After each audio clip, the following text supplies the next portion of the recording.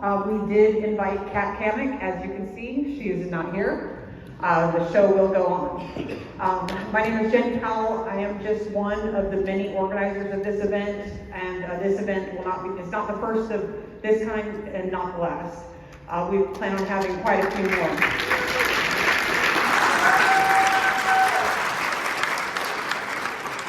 Okay, I'd like to introduce our moderator tonight. Our moderator is one of my dear friends, Lee Scott. Lee Scott is the community director for a local nonprofit who actually is being quite affected by the things going on right now in this administration. So I'd like to welcome to the stage, Lee Scott.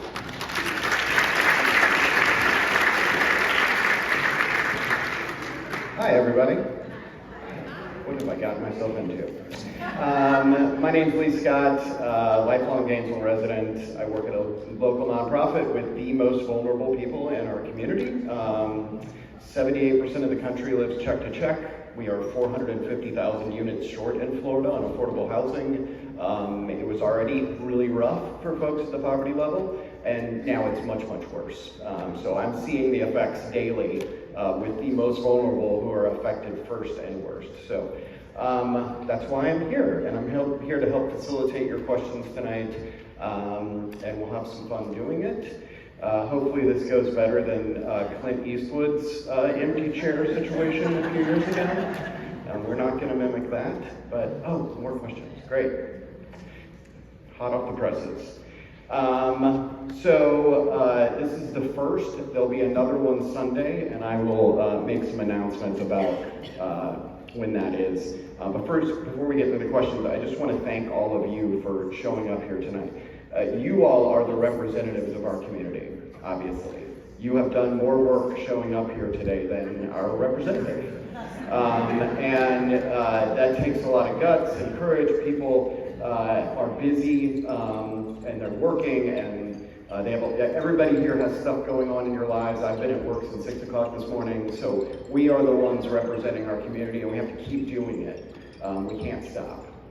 So I really appreciate it, and also I'd like to acknowledge all the folks that would love to be here but can't. There's a lot of impacted people in our community that work 2 jobs, single parents, don't have transportation, and they don't get to come to county commission meetings and city commission meetings and stuff like this, but they are deeply affected by all of these issues. So I want to take a moment to acknowledge the folks that can't be in this room, because they're sometimes the ones that are affected first.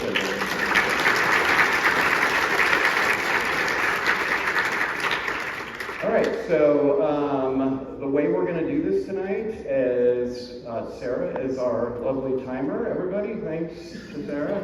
I'm going to call your name. If you have written a question, these questions will then be sent to Kat Cammack's office. This video of this town hall will also be sent to her. She was invited to come to this. So we'll have about 2 minutes for you to ask your question, and then we'll kind of talk about, what would you like to see happen with the answer to that question. Sound good?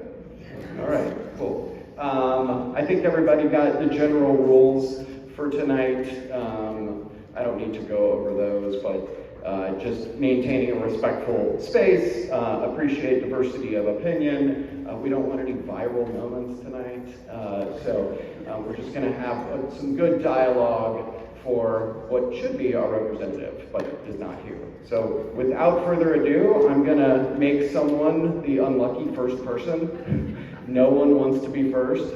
I'm so sorry, Oliver Westbrook. Oliver Westbrook, you're first tonight. Yes.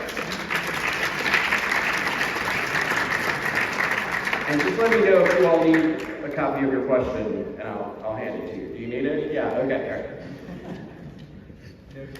And we just need it back. Yeah.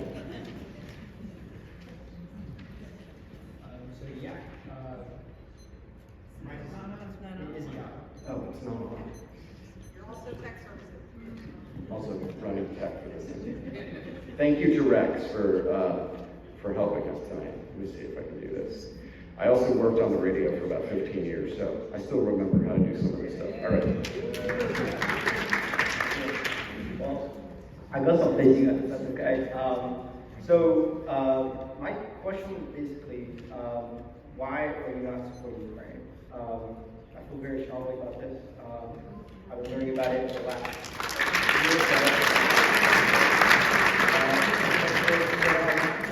Big culture tonight. Big culture. Okay, sorry. There you go. So yeah, I care a lot about this issue. I have friends in Ukraine right now.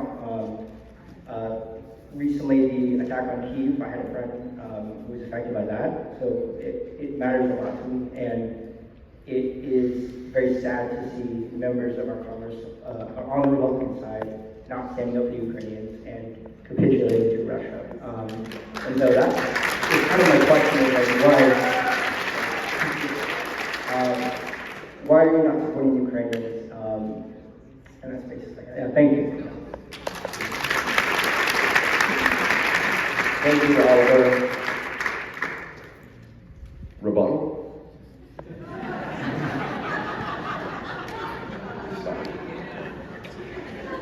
All right. The next person this evening will be Tanya. Tanya C. Just want to say your whole last name. Yes. Okay. Question? Yep. Yeah, address her. Address her.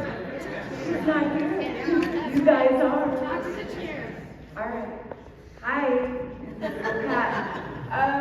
So my main question is, what is the purpose of you representing us in Congress if you are allowing the president to ignore all the funds that you allocated every year in the budget, including NIH, which affects the University of Florida, CDC, which affects the University of Florida, USAID, which affects the University of Florida, the Department of Education, which affects the University of Florida, and it also affects all the school kids here. I'm a teacher, and specifically for the DOE, one of the things that the president came out with is something that said that we can't do DEI. And we have plans in place with education specifically to build kids up so that they can become productive members of society. And it's literally everything that a 504 plan is, everything that an IEP is all based on DEI, because we want to build everyone up together, because that's the only way we have a strong community. So how are we going to do that, invisible cat?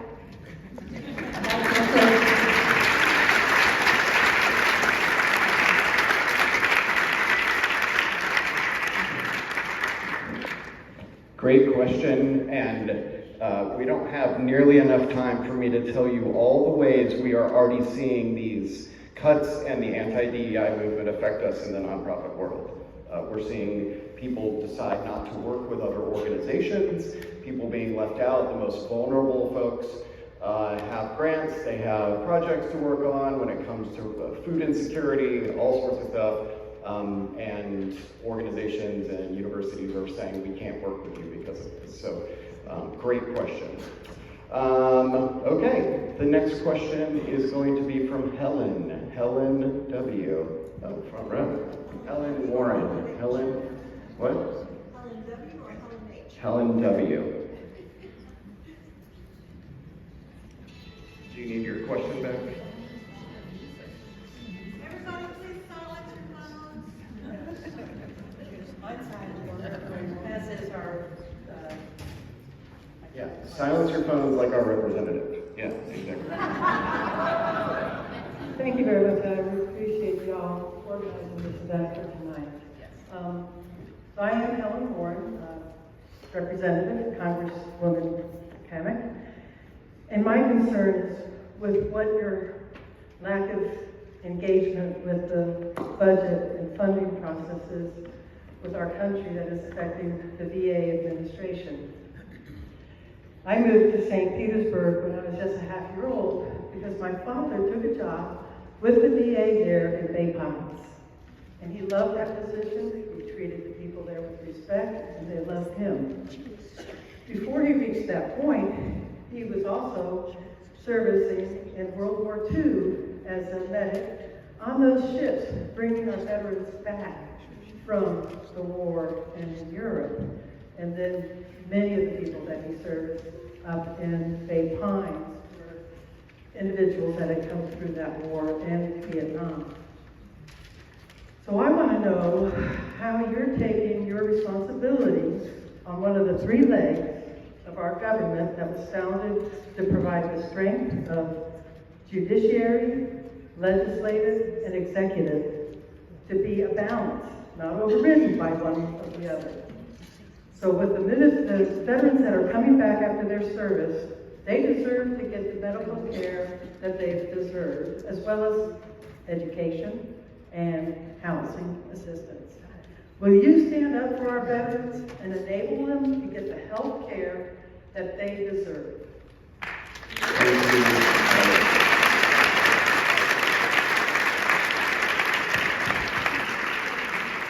I would like you to do that.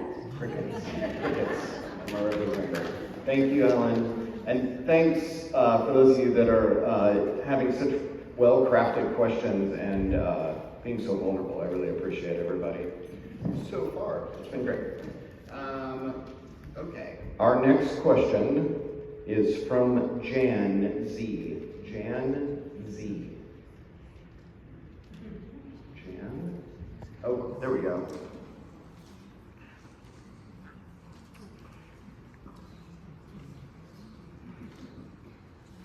Jan, would you like a question back there?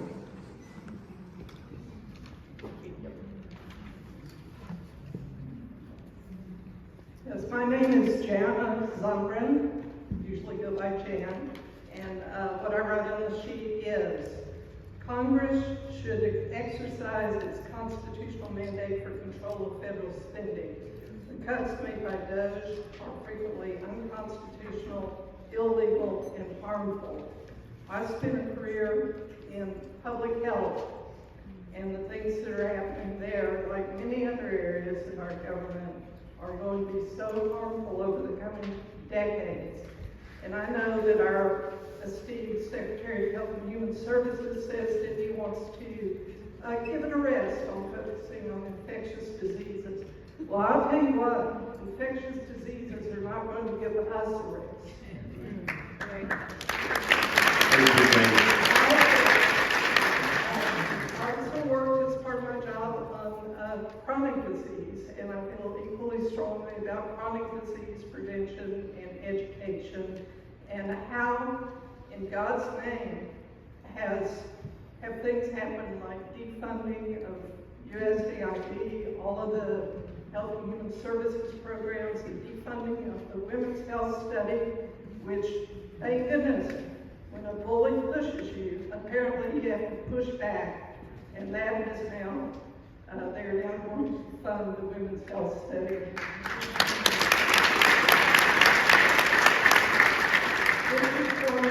Which has saved, a few $1 billion over the years for this country. So, Representative Cammack, my question is, as several other people have already said, when is Congress going to exercise its constitutional responsibility over the budget and federal spending?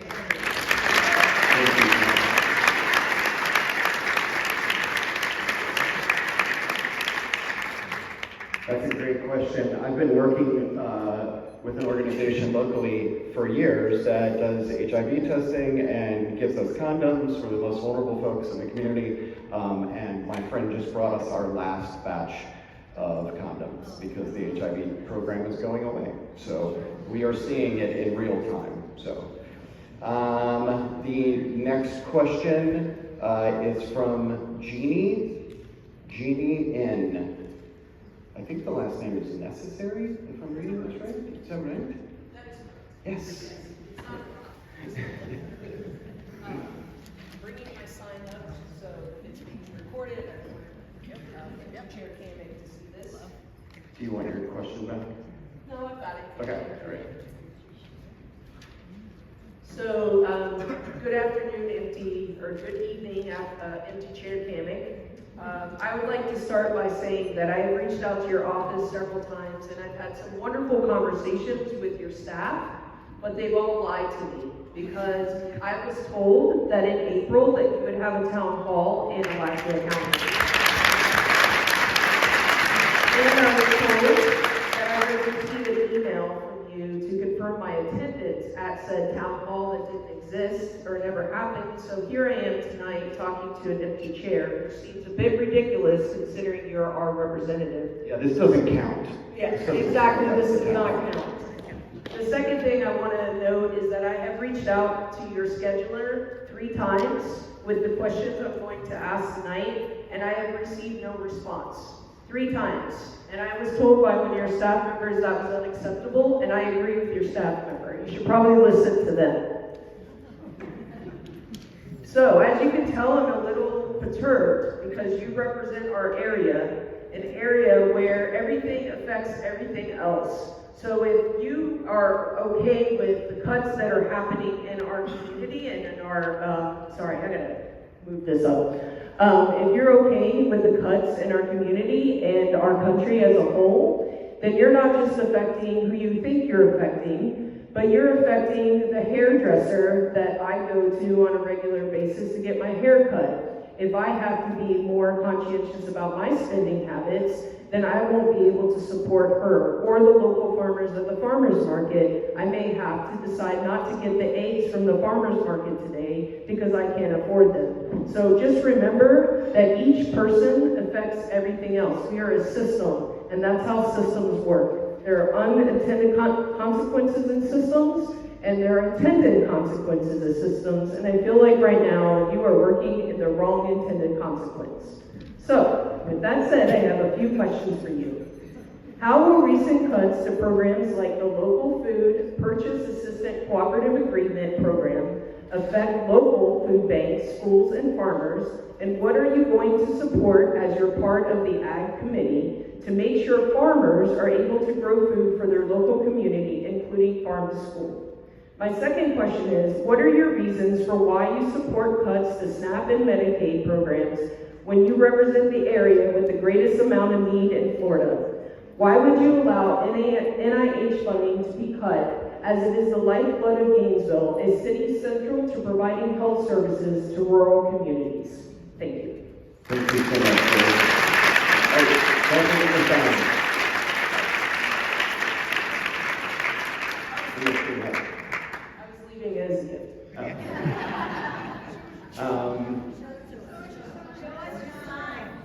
Oh, everybody wants to see your sign. Yes. The sign says that terrorists hurt farmers. Yeah.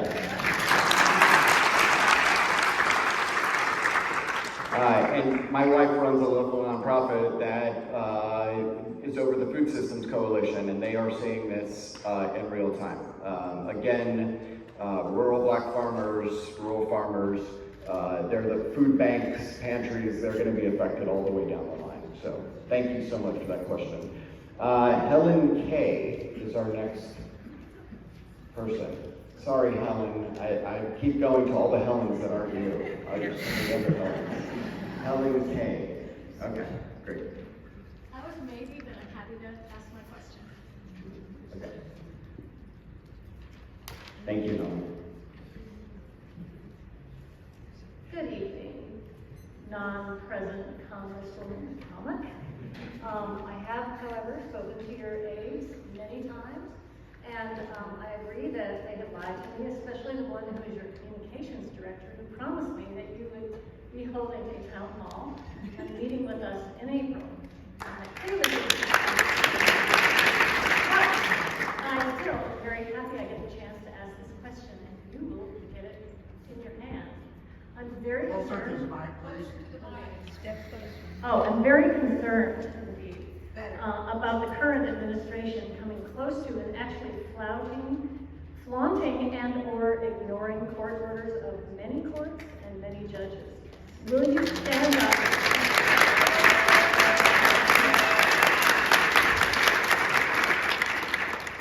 Will you stand up and speak for anyone in your district who might be denied due process as guaranteed by the Constitution Will you stand up for due process for all people living in the U.S.? And if not, why?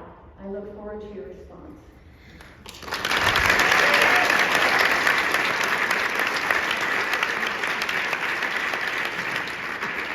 Thank you all. And I want to make sure that everybody that said that they wanted to speak gets a chance to.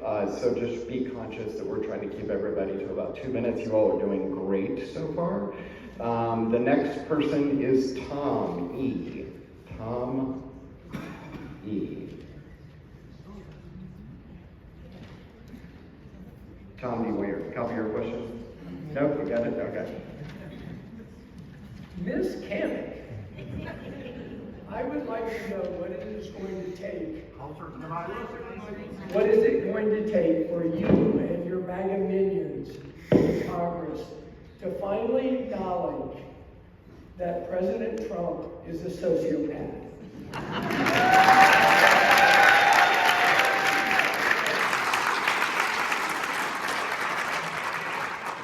A number of people here know me in the community. I was a family therapist here for 38 years. So I know of what I speak. I have sat with a number of sociopaths over the decades. And President Trump is way beyond meeting the minimum criteria in the DSM for sociopathology.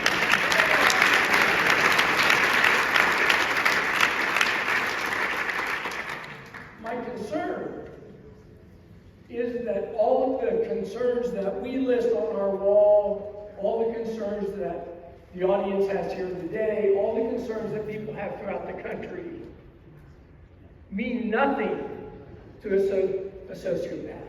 Absolutely nothing. They lack in empathy. They are impulsive. They love aggression, rationality, logic, and consequences that most of us thoughtfully consider. Do not register with a sociopath. We've seen that time and time again from President Trump. He doesn't care that people die, that children die. So logic and rationality will not work. It will take, Ms. Cammack, with all due respect, what it took for the civil rights movement, what it took to end Vietnam. I am afraid, because I was involved in both of those actions, it's going to take the blood of people. It's going to take children dying on TV. So if you're willing to live with that, please acknowledge that publicly to the people of Alachua County. Thank you. Thank you so much. Great question. Yeah, it's wild to me that it seems like we can't even admit any kind of, the right doesn't seem to admit anything wrong. I mean, we all are very critical of each other and the Democratic Party, and it doesn't seem like there's any criticism or open discussion at all, as indicated by no representative here tonight. So, I just want to mention really quick, one of the organizers wanted me to mention, because I know people are exhausted coming to protest in town halls, and it feels like there's no end in sight. Just a little bit of hope for you all, and a little empowerment to keep showing up. The 3.5% rule. Compelling research by Erica Chenoweth at Harvard University shows that nonviolent protests are twice as likely to succeed as armed conflicts, and it takes engaging about 3.5% of the population over and over again. The Philippines, South Africa, Sudan, there's several examples of that 3.5% rule. So when you're tired and you feel like I just can't do another town hall, I can't show up at another county commission meeting, that's the time you have to keep showing up, because that's when we need you the most.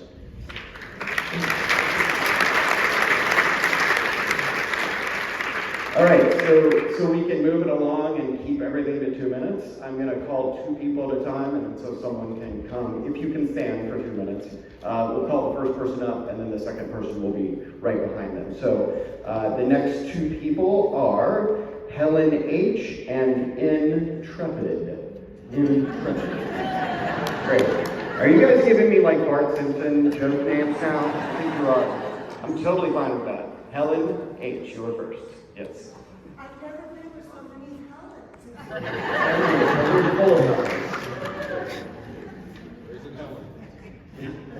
Someone said Raisin Helen. I love that. Yes. Helen, do you want a copy of your question? No? Okay, great. Representative Cammack, my name is Hallie Hahn, also known as Hallie. Yes, the mic. You're correct. I was in the U.S. Foreign Service with the Department of State for 34 years. You're currently breaking up my department. During those 34 years, I had the opportunity to see several young democracies taken apart by authoritarians. Even though we're 250 years old as a democracy, I see the same actions being played out by the current administration. People are being disappeared off the streets. Institutions are being bullied into submission. Due process is being denied. Right of assembly is being infringed.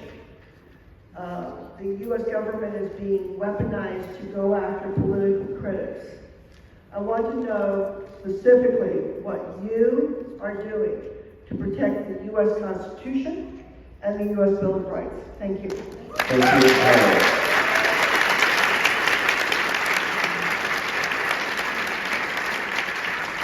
All right. Our next two people, Carol Church to the mic, and on deck, Chris Goodrich. Carol Church and Chris Goodrich. You'll have to race whoever gets here first. I'm just kidding. Don't do that. Don't do that. Do you want your question? Okay. I know I'm going to trip and fall down those stairs. Good evening, Representative Empty Chair Cammack. I'd like to take a minute also to say that I have contacted you multiple times by phone in the past since Trump came into office. I have never heard anything back, even though I've left my phone number and asked for someone to return my call. And I have never spoken to a live human on the phone. I have always gotten the machine.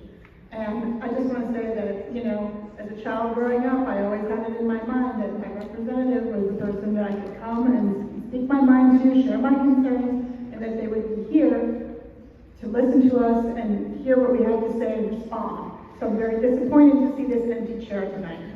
My comment is that I would like Representative Empty Chair Cammack to talk about how she plans to address the cuts in research funding at UF.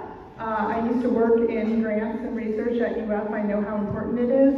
I know what a difference it makes in the community, medically, biologically. I worked in social science. These cuts are going to have a dramatic effect on UF and our community. They're going to do severe financial damage to UF, which I think you should care about as our representative. And they're also going to make it harder to make the important discoveries that we need to make here at UF.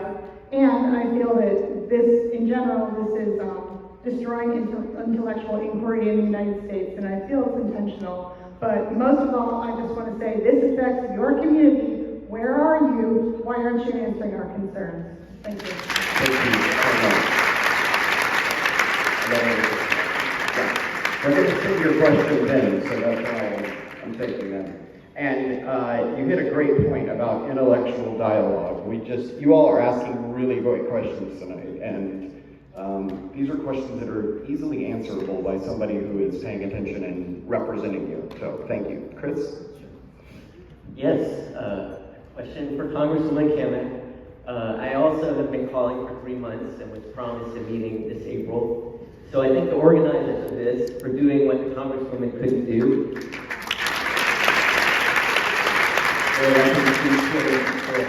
I forgot to write this down, but I want to demand an investigation of Doge immediately. There's a whistleblower case, and I want to follow through. I want the Congresswoman to act on that. My question is, you took an oath to uphold the Constitution. For 3 months, I've been calling your office to ask you to stop rolling over and abdicating your congressional role to an unelected authority, again, DOJ. Now the White House is ignoring a 9-0 decision by the Supreme Court. And I just want to know, when are you going to defend the Constitution and uphold your oath? And that's it. Thank you, sir.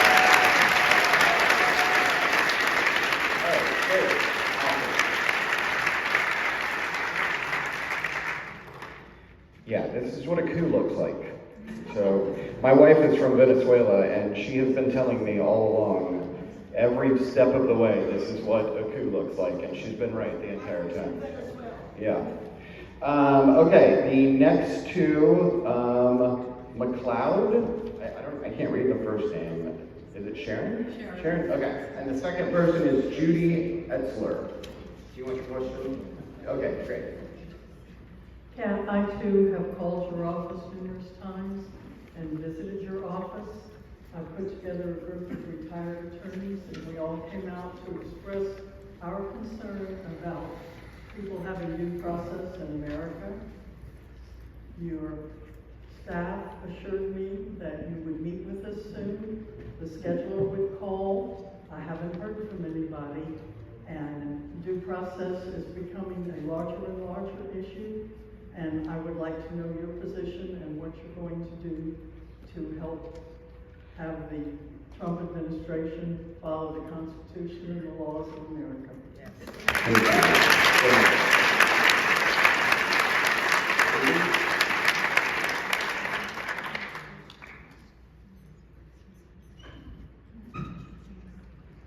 Hi, my name is Judy Etzler, and I'm embarrassed by your representation. You're not doing your job. You are part of our government. You are part of the government that has allocated funds to the that you're not standing up for. And the funds that the House has been allocated for research, Veterans Affairs, and Women's Health Affairs. There are many others. I watch the news, and it's just a terrible embarrassment to me. I've worked for over 50 years. I did my job. Why aren't you doing yours? Yeah.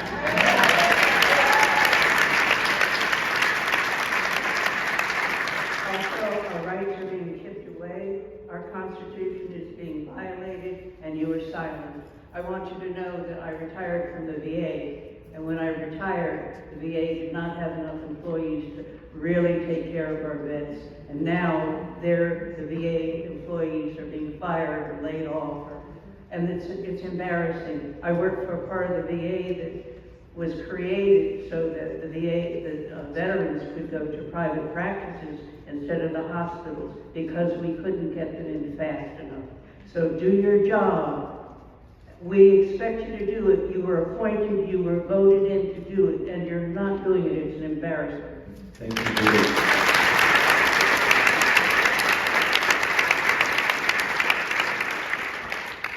Our next two people are Nicole A. and Anna Parkinson? Nancy Parkinson. Okay, Nicole A. and Nancy Parkinson. Let me know if you want your question back. Okay, great. And then when you're done, you can pass your question back over there. Hi, my name is Nicole Alana, and I'm very concerned about FEMA. FEMA has announced that it's ending mitigation funding, the Building Resilient Communities program, and it has removed the flood mitigation assistance funding for 2025. This could mean that $78 million of funding is at risk for Florida alone. Also, the Trump administration has slowed FEMA assistance in multiple states and may turn disaster relief over to the states who cannot handle this on our own. So, my question is, how are you going to protect Floridians?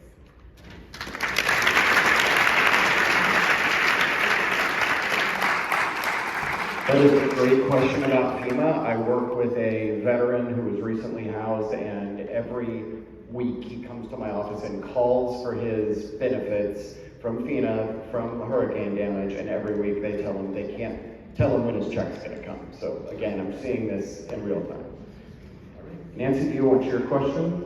And You got it? Okay. Hello, my name is Nancy Parkinson, and I would like to address this to Representative Cammack from Alachua County and to everybody in the House of Representatives.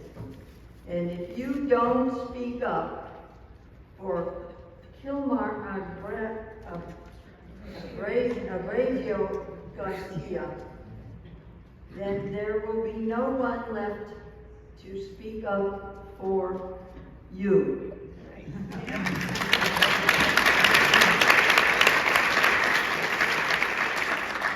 And the second part is, if you don't speak up for Harvard University, there will be no one left to speak up for the University of Florida. Yep.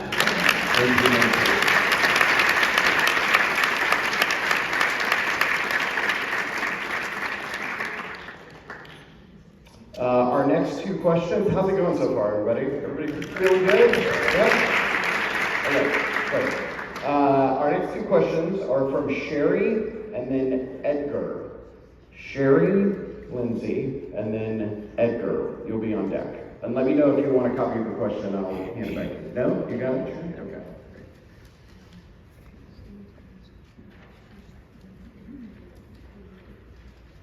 Hello, Representative Empty Chair Kevin.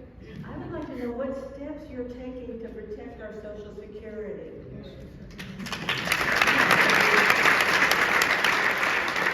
I know that President Trump and those were amused and saying that people that are 300 years old are receiving Social Security. Closer.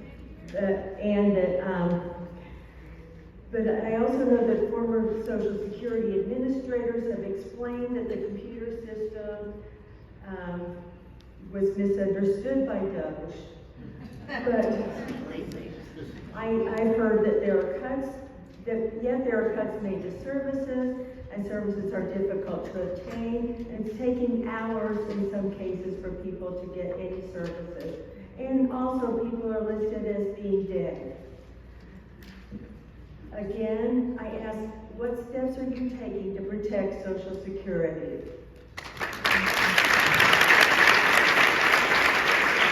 Thank you so much. Edgar, do you want to copy the question? All right. Thanks, I love your shirt. Good. Thank you. I'm Edgar Thompson, retired Alachua County teacher, and I'm wearing my protest shirt. And it says Gulf of Mexico. That's my first protest. I have a question for you, the audience. How many of you here have experienced a hurricane? Would you raise your hand? All right. Well, this question on FEMA is for you. My next question is to Cammack, our missing representative.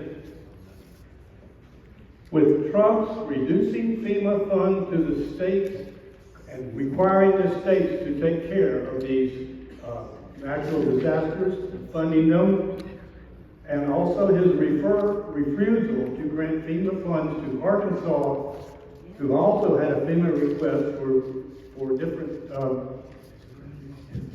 disasters that they had. I have just one question for Cammack. Do you ensure FEMA funds will be available to Florida in lieu of the upcoming hurricane season? Great question, Edgar.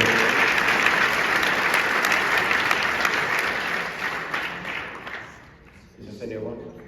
Okay, great. I have two quick announcements to make before our next question.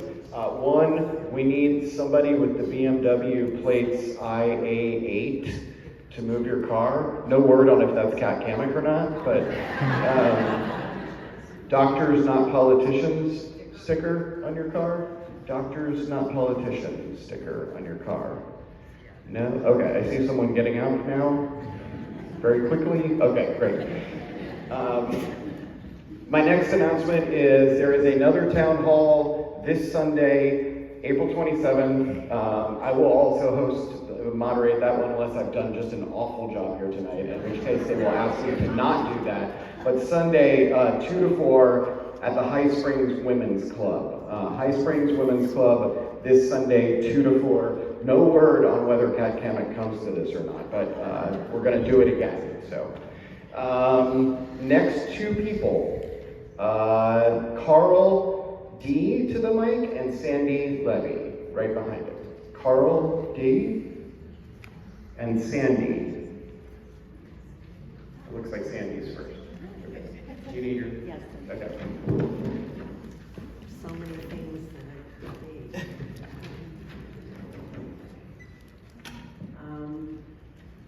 Hello, Cammack.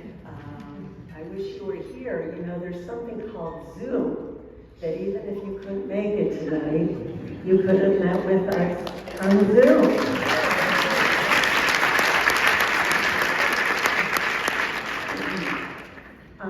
A lot of people have mentioned the things, excuse me, that I was going to mention, but I thought that I would start out with, because people have talked about contacting your office, and I've had a couple of experiences that were, I might say, disappointing. When we first started to hear about the DOGE cuts for Medicaid and Medicare, I called your office and I spoke with a young man, and he said, I said, you're getting rid of funding for the disabled. And he said, no, we're not. We're getting rid of, or he didn't say, the reductions are for Medicare. I said, well, that is for the disabled and so is Medicaid. And he said, Medicaid is not for the disabled. And I said, you need to do your homework. These people don't even know what these programs are. The other, and he thanked me for educating him. The other interaction that I had was recent, because I had been calling Social Security on the matter, and of course you get the recording that you can sign up for, you know, you can tell them to call you back. And I actually did this about 6 months ago, and I was called back in about 2 hours or so, which was terrible, but they did call me back.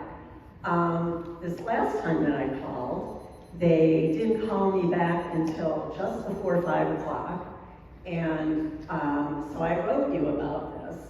And they also say that if you're applying for disability, you have, don't expect to hear from them for, it used to be like 200 and some odd days, and now it's been extended to, I think, over a year.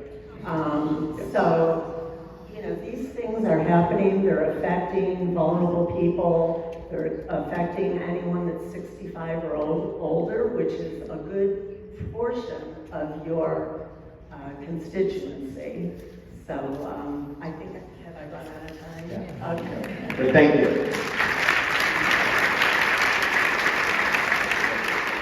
And you're exactly right about the Social Security. I went to apply for disability for someone just 2 days ago, and if I apply for him now, he can expect to hear back, not get it, but hear back in August of next year. And this is somebody who is living on nothing, just trying to make it to his hospital visits using the RTS. It's a nightmare. So next year is when he can expect to get relief and support. Our next two people are Jeffrey Parks and Faith McCarthy. Jeffrey to the mic, and Faith, you'll be right behind him. And let me know if you need your question. I'm just wondering if we could see a show of hands from the people in this room, of people who are affected by changes in Social Security and Medicare.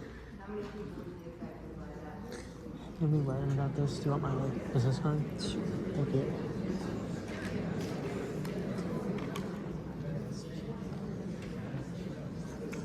My name is Jeffrey Parks. I'm a constituent from Gatesville. Invisible Representative Cammack. You probably don't need me to tell you that the Constitution establishes 3 co-equal branches of government. Congress passes the laws and controls the budget, and the President, among other things, is charged with ensuring that laws are faithfully executed. With that in mind, I'm concerned that the current President is improperly eliminating programs that were instituted by law. never funded by Congress. Republicans in Congress have not had the votes to eliminate these projects, which exist because of laws that have been passed on our behalf as Americans. This is the opposite of ensuring the faithful execution of the law. It's clearly lawless. So what are you going to do to ensure that the powers of Congress are not usurped by our president, thereby making us essentially a monarchy? Thank you, Jeffrey. Great question. Kate? Hi, Catwoman, missing Catwoman. My name is Faith McCarthy. You probably recognize my name because I call quite frequently. I'm really worried about this Republican obsession with so-called protecting children from books and literature. Maybe you don't realize. Maybe you know, he told you, but the number one killer of children in this country is gun violence. We fought so hard here in Florida, and you Republicans are constantly whittling away at these laws that we fought so hard for to protect our families and children. So it seems to me that the GOP wants Americans poor, sick, uneducated, and unprotected. And I think it's time we address this.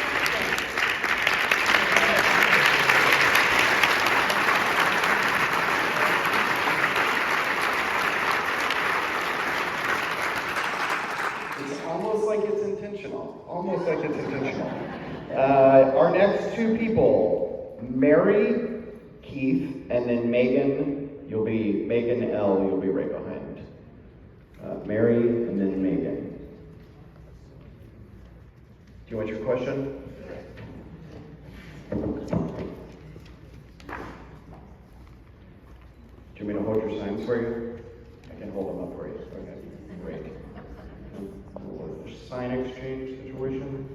This is the sign? Oh, you're not?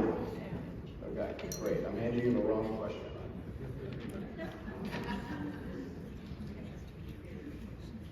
Megan? Mary. Okay. Okay. Mary Keith in front. Mary? Yes. Yes. Okay.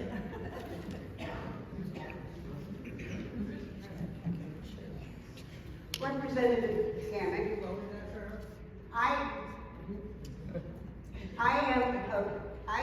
my name is Mary Keith. I live at 533 Southwest 75th Street in Gainesville, Florida.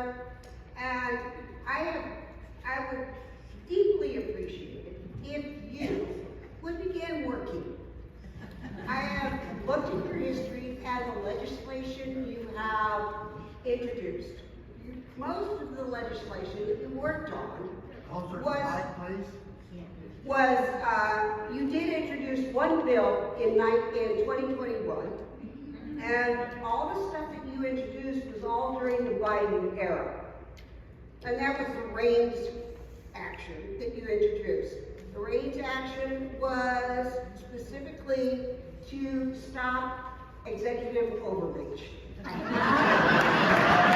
think that's the definition of irony. I kind of have a feeling you're no longer supporting that, even though it did pass. But it was applied to one president, but I guess it doesn't apply to our current president. You have co-signed many pieces that the other representatives have done the work on. So I have to say, you really have done no actual work. So for you, so far, you have only supported, you did go ahead and support renaming of a post office in another district. You did support, you did help Ocala get energy efficient vehicles in their garbage collection. For For our area, you have done nothing at all. You have only supported legislation and nothing else. You have not represented your constituents. Your last actual town hall you presented was, I believe, in 2021. Since then, you have not talked in person with your representatives, with your constituents ever. It would be nice if you would actually come see us and have the bravery to represent us. We're disappointed that all you are doing is following what your Republican handlers are telling you to do. Start doing your job, or I promise you, you will be replaced. Thank you, Mary.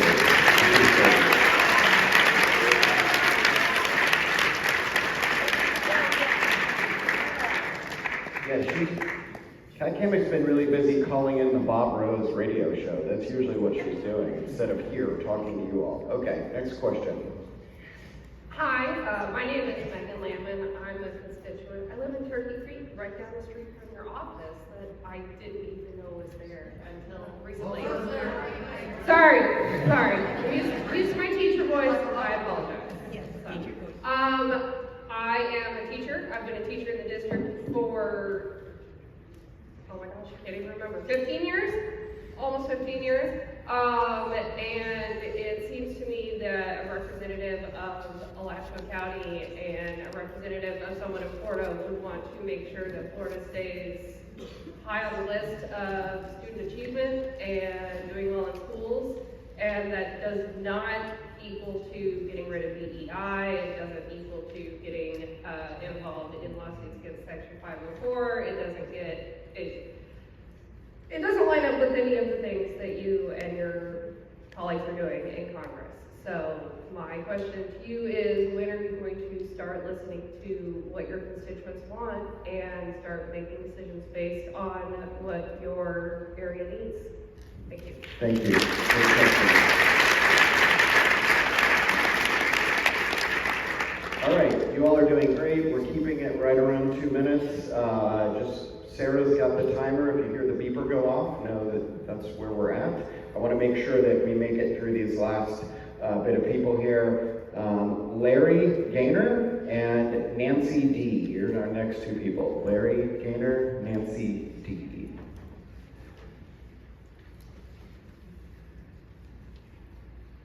Bueller. Well, Ferris Bueller joke. Are you not? Oh. Larry, do you want your... You'll hear it, yeah. Yep. Okay, it's like the mic thing.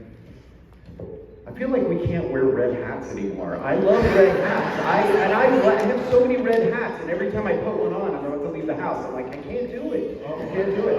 Thank you. Thank you for bringing it back.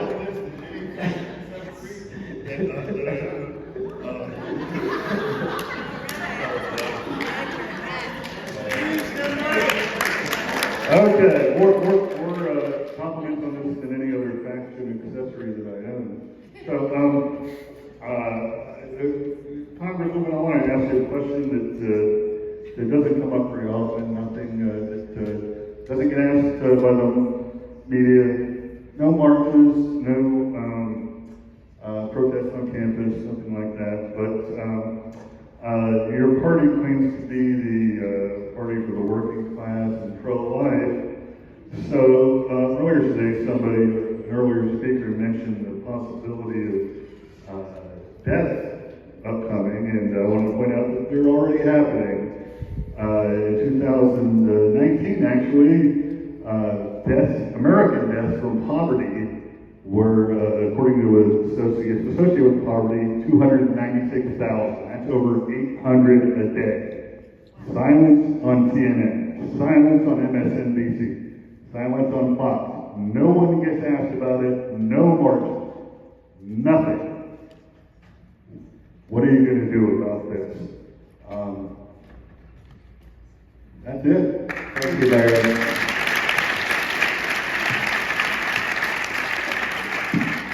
And to your point, the average age of someone who experiences homelessness is 47 years old. 47. So, next up. Oh, your question. Yeah, that would be helpful, right? Do your job, Lee. It's really hard to stand up here. I feel like you all are mad at me. I'm going to stand farther away from the chair, I think. So, Representative Cammack, Nancy Guerin, in honor of you being on the Ag Committee, I wore my Farming as a Public Service.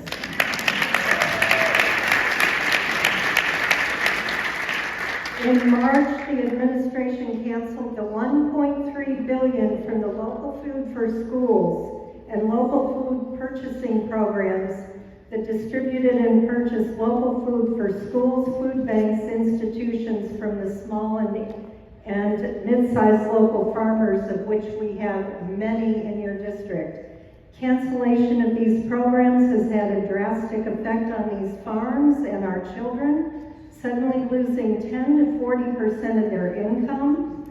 And we have lost supply chain resilience and healthier local rural economies.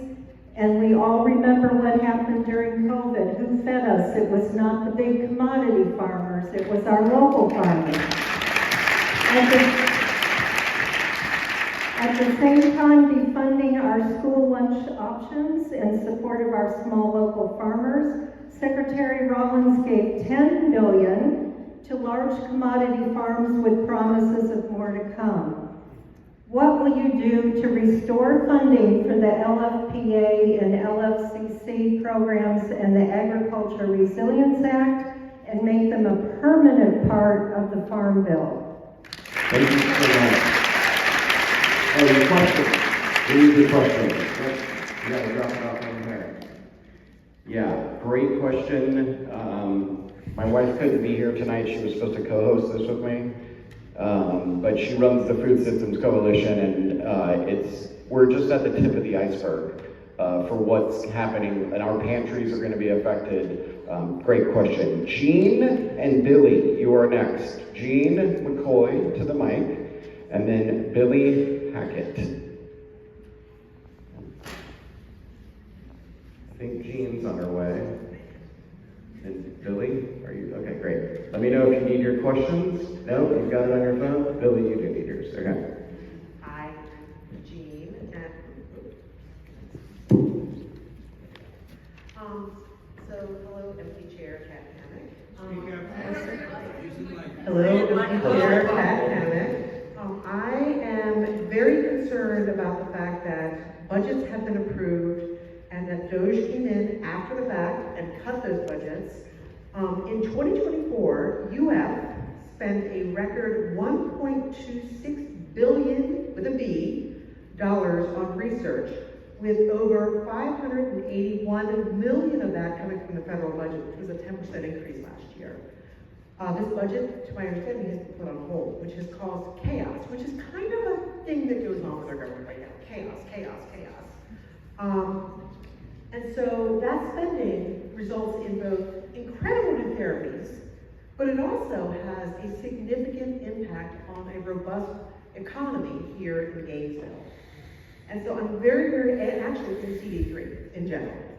And so I'm very concerned that that money is not being sent and appropriated to the university in particular, which impacts our entire economy. It's not just the university and the university employees that are impacted, but it's going to impact restaurants and service businesses and everyone else in this area. It's going to impact home prices. It's going to impact everything in this district. And I don't understand why we're not looking out for our research and this huge industry that just fuels this town. Thank you so much. Great question.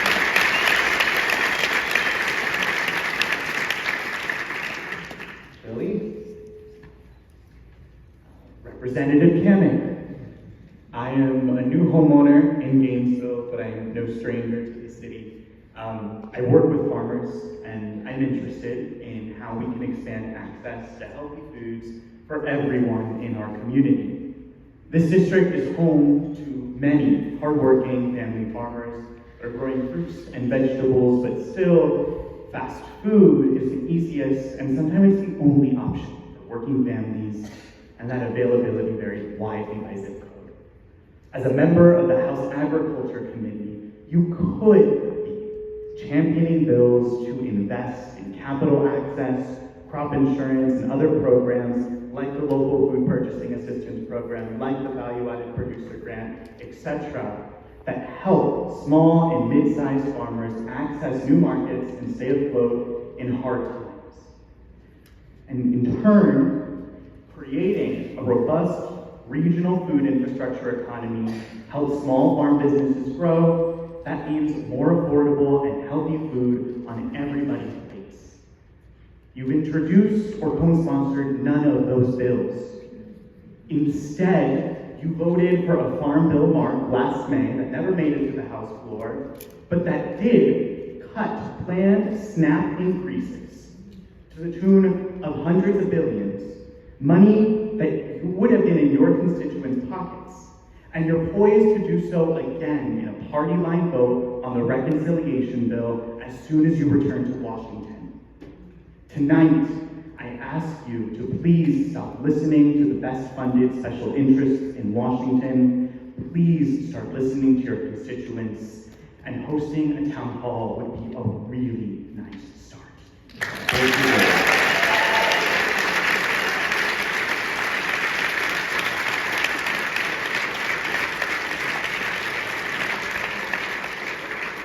All right, our next two, Skip and Tiffany.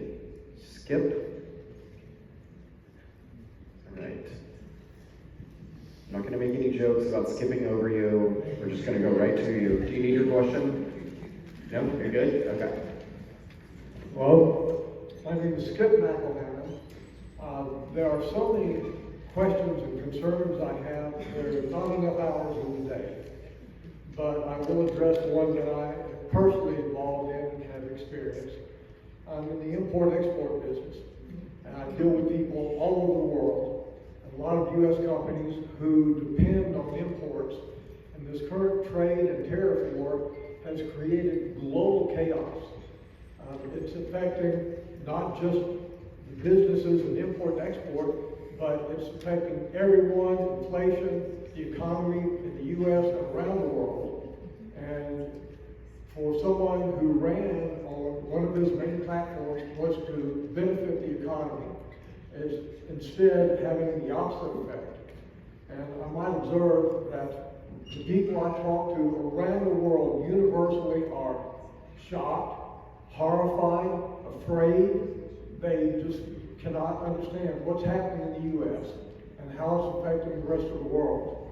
So my question is, what will you do about the current trade and tariff war that's causing inflation, reducing the value of the dollar?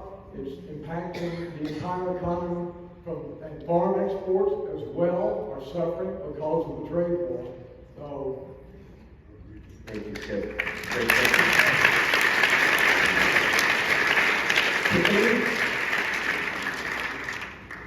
My name is Tiffany Cole. At the beginning of the second Trump administration, Republicans said they would protect women whether they like it or not. This SAVE Act would require most eligible voters to provide a passport or birth certificate in order to register to vote. Approximately 146 million American citizens do not possess a valid passport, and it can be a lengthy process that is not inexpensive. 84% of women change their last names after marriage, so as many as 69 million American women do not have a birth certificate with their legal name. The SAVE Act would add inconveniences and obstacles which will disproportionately impact women and their right to vote. My question for you, Cammack, is how can the Republican Party protect women if you allow them to take our voice? Yes. Thank you, Tiffany.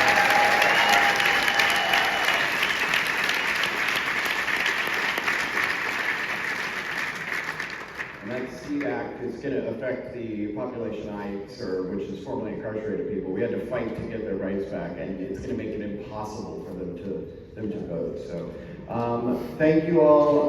One of the ask a question. One of the things that I noticed in that last protest I went to, and it was evident here tonight, is when I was at the protest, I was like, we're not protesting for one thing. I read everyone's signs, there was like 40 different things. And that came up tonight. Healthcare and the Farm Bill and livable wages, affordable housing, the cuts. It's just one thing after another. And I think the through line for all of that is it makes us all, the mental and emotional toll it takes on all of us and vulnerable folks that are living in fear constantly. So I hope everyone is taking good care of each other. A community is only as good as its most vulnerable people. So I appreciate everyone coming tonight. And Seth Harp, you are our last question. Seth Harp is our last question for this evening. Seth, can we let Phyllis go ahead? Oh, Phyllis, did you have a quick question? And then first? Captain Carl, I think you missed your turn, right, Oh. Carl? Okay, so Seth, I messed that up. We're gonna go Phyllis and then Carl. I knew we wouldn't get out of here without me making a giant mistake. Okay, I'm going to reinforce what the young woman came 2 people ago, or maybe just the last one, on the SAVE Act. Miss Cammack, you of all people, I am just shocked that you of all people, you were sponsor of that act. It passed, you and Chip Roy, by the way, from Texas. You passed that act despite the fact that you live in a state that we are very proud of how we do our elections. You know it can be done well. We do it well in Florida. We do it particularly well in Alachua County. I worked during voting. I've been working as an EVIT operator. So I'm really shocked and disappointed that you think we need to tweak how we do our elections, particularly how it affects women and people that don't have birth certificates. Some people, if you are adopted, you may not have seen a birth certificate. That can affect millions of people. Here's how it would sound. This is what it takes. Do you realize what you're proposing? It takes a passport, which more than half of Americans don't have, and costs at least $130, or a birth certificate with your current legal name, which nearly 70 million married women lack, or military service papers, not a military ID alone, with sensitive information. And so how that sounds, if somebody were to call and ask a question about it, is what documents will I need to vote if this passes? Oh, the staffer. Well, a driver's license and a birth certificate. Then I say, the documents don't match. And the staffer says, then a marriage certificate. I then say, well, will my husband need the marriage certificate too? Staffer, no. See the problem?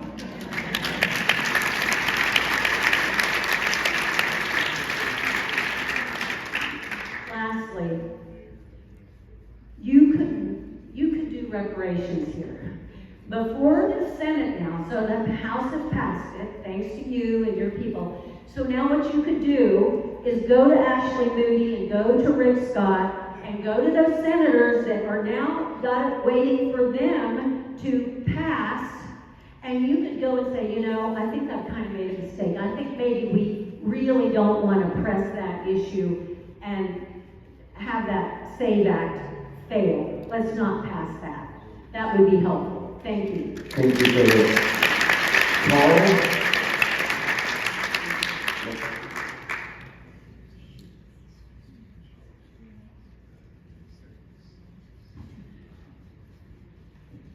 Representative Cammack. My name is Carl Dogger. I am the chairman of the Florida Right to Clean Water.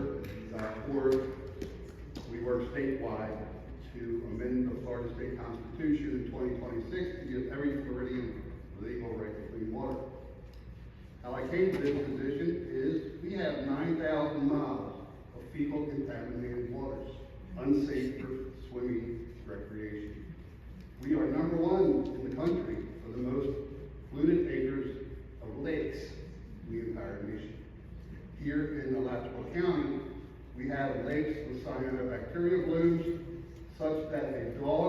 drinking that water can be dead in 3 days from liver.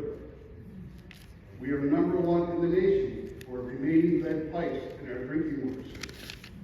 We have perpetual cyanobacteria blooms in Lake Okeechobee that feed the red tides off the coast, east and west. 2018, we had a devastating red tide in southwest Florida that were costing us $50-some million a day in lost revenue. So I asked, what are you doing in Washington, D.C. to better Florida's water quality when your League of Conservation voter score is 0 for 2024 and 1% lifetime? Please tell us what you're doing for Florida. Thank you, Carl. Elaine is next to take over Elaine. Yes. Elaine, I didn't see your question on this card here. Yes. It's my question. You won't understand. Representative Cammack, I want to congratulate you on your pregnancy. And in that regard, many people have asked you like thousands of questions to a certain extent. What do you say about when you will have your child and they are growing up and this country is the way that these people are concerned about? How will you bring up your child? Do you care about an authoritarian government for your child? Also, the Republican Party platform, part of it is truth, justice, common sense, and election integrity. I think that's contrary to what we've heard today and what's going on. Lastly, there are all the cuts to various agencies that DOJ is doing. Will you and your colleagues take a pay cut? Thank you, Elaine. Lastly, I would like to give you this Ukraine flag so you can put it on the outside of your house.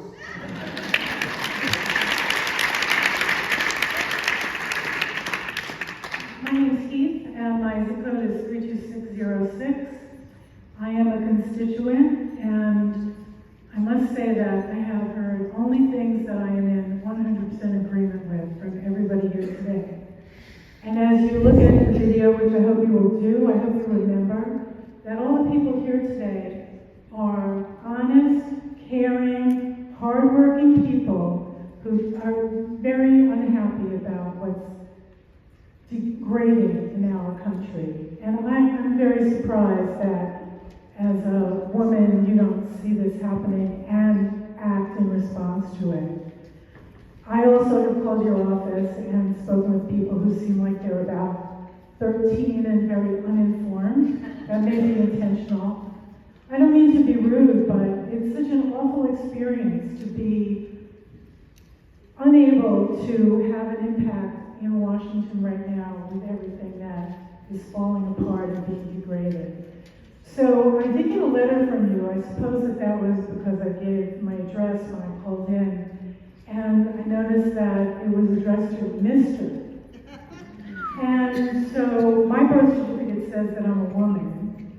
It really doesn't bother me much. It just is a reflection of the ignorance that's coming out of your office that we got a letter addressed to Mr.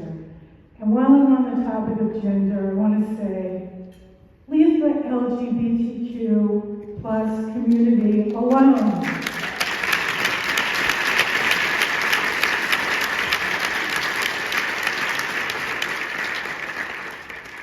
And the last thing that I'll address right now, we've covered a lot of topics today, is when I think about the fact that DOJ is theoretically saving billions of dollars, which has yet to be proven, but those are funds that were budgeted because taxes were paid to fund those activities.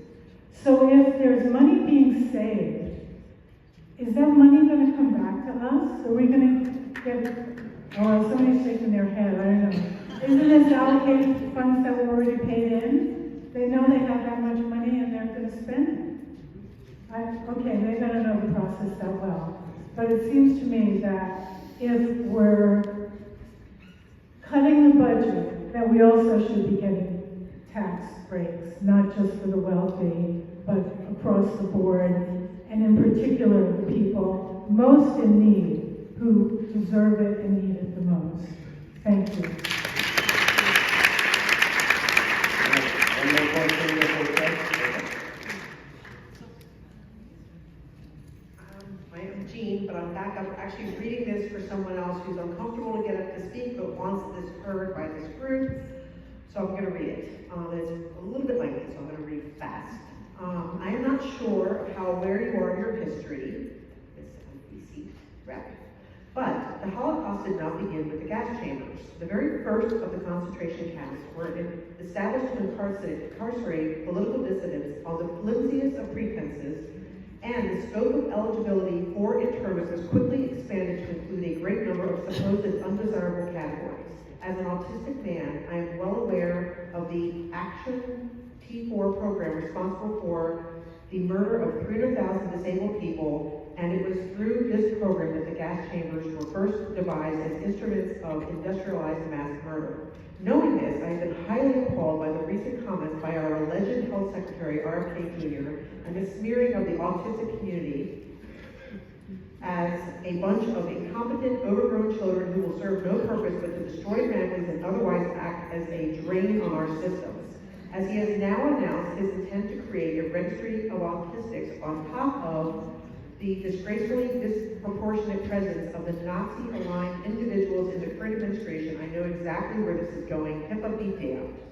If I fall victim to whatever scheme is being cooked up, I will do everything in my power to haunt your miserable you-know-what, as well as those of all other cowards in government from beyond the grave. Assuming that I instead make it out alive, I will instead ensure that your name is present in the history books for generations to come, and I promise you that it will be not in a positive context, unless that is that you manage to somehow grow yourself a spine between now and then, and assuming that we, your bosses, haven't long since fired you from your pathetic underperformance.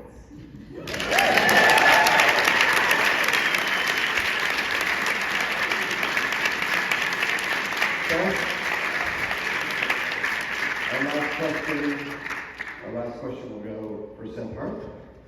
It's a tough act to follow. Thank you very much for your comments. Yeah, thank you. For sure.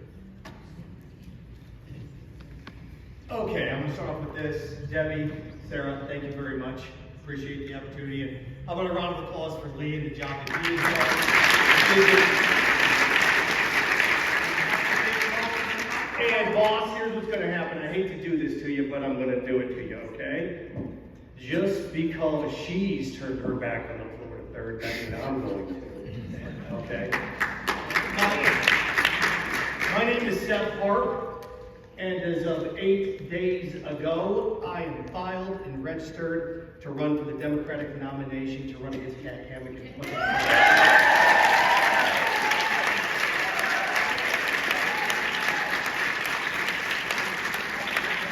Again, my name is Seth Hart, Hart for Congress. Hart for Congress. Hart as the instrument or the beer, whatever you prefer. Hart for Congress. Okay? A couple of things, and a remarkable job tonight. This is democracy in action. We do know our side is different than their side for a couple of reasons. Abraham Lincoln, about 160 years ago, talked of a nation of the people. And unlike their side, we know that the president is an American citizen. We believe that, right? We don't lie. By the people. Yeah, the people elected him. We don't deny elections. We lose, we tip our hat. We learn to be better. It certainly doesn't feel like a nation for the people, does it? It doesn't. Two things that were staggering to me in the last, I want to say 72 to 96 hours. The first of which as we start to see what these tariff tantrums are costing us and the American farmer. $12.8 billion in soybean exports to China. 12.8 billion. That's 2 billion people that consume them. China has said, we don't need you now. We're going to do it on our own. Where exactly are you supposed to sell those soybeans now? And I was sitting here thinking about this. Representative, you proclaim that your family is that of farmers. Okay, issue number one, that. The other glaring issue, NIOSH, depending on how you want to pronounce it, the National Institute of Occupational Safety and Health. This is glaring. Cuts to the National Institute of Occupational Safety and Health have now stripped federal funding to investigate firefighters' disease, cause of death, and health and safety. Again, Congresswoman, your family, you run ads for farmers. You've abandoned them. Representative Cammack, your husband is a firefighter. Okay? We know in 2020, you did not protect our nation's house. We know in the last few weeks, you did not protect your family's house. And with your husband, you did not protect your own house. So if you will not protect your house, what should make any of us think or feel you will protect ours? You won't, you can't, I will. Heart for Congress. Heart for Congress, social media platform. Thank you very much for your time and consideration. I ask for your ear, your support, and in 557 days, I ask for your vote. Thank you, sir.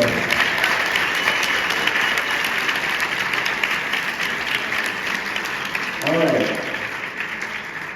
Our last couple things to get through tonight. First, I want to remind everyone that this Sunday from 2 to 4 at the High Springs Women Club, another town hall. Go to the Springs in the morning, come to the town hall in the afternoon. That's what I will do on my day off. And then I would like John and Raven to come up and sing for us. And while you're getting ready, I'm going to remind you all some organizations you can get involved with. In the meantime, remember, people are on the ground doing the work every single day, the really, really hard work of cleaning up this administration's mess. It's more than just county commission meetings and town halls and protests. We have to do the hard work every single day. So support some of these organizations, the Stonewall Democrats of Alachua County, Moms Demand Action for Guns, Alachua County Democratic Environmental Caucus, Democratic Women's Club of Alachua County. People are shouting organizations. Yes, the ACLU, Rural Women's Health Project, one of my favorite organizations. My organization, Release Reentry, please.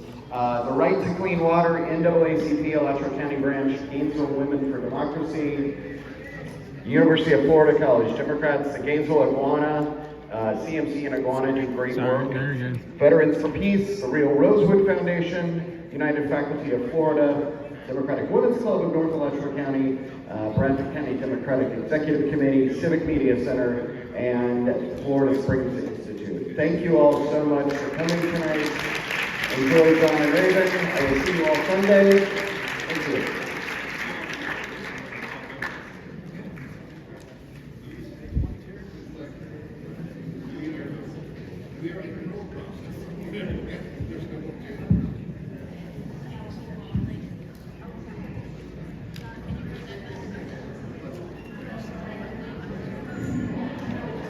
All right. I'm sure if you're a Democrat, you probably heard of Steve Earle. We're going to do a Steve Earle song first. He's a pretty controversial figure. This is one called Christmas Time in Washington.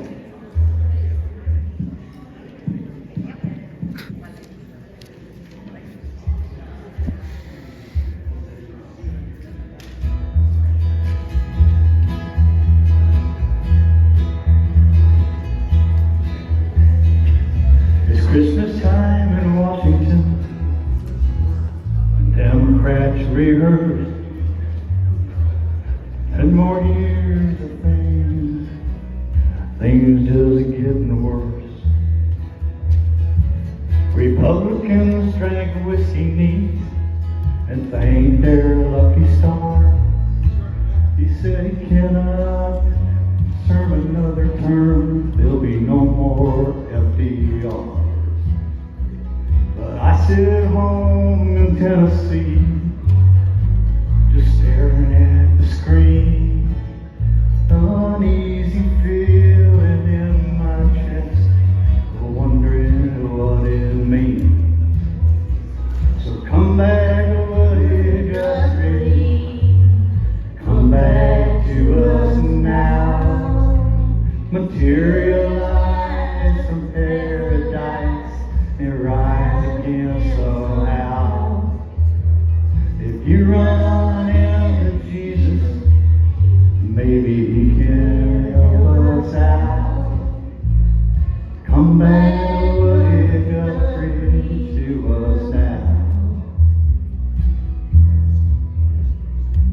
Now there's foxes in the hen house and cows out in the corn. The unions have been busted, their proud red banners torn. To listen to the radio, you think that all was well, but you and me and Raven know it's going straight to hell. So come back, Emma Goldman, and rise up old Joe Hill. The barricades are going up, but they cannot break our will. So come back to Miss Margaret and Martin Luther King.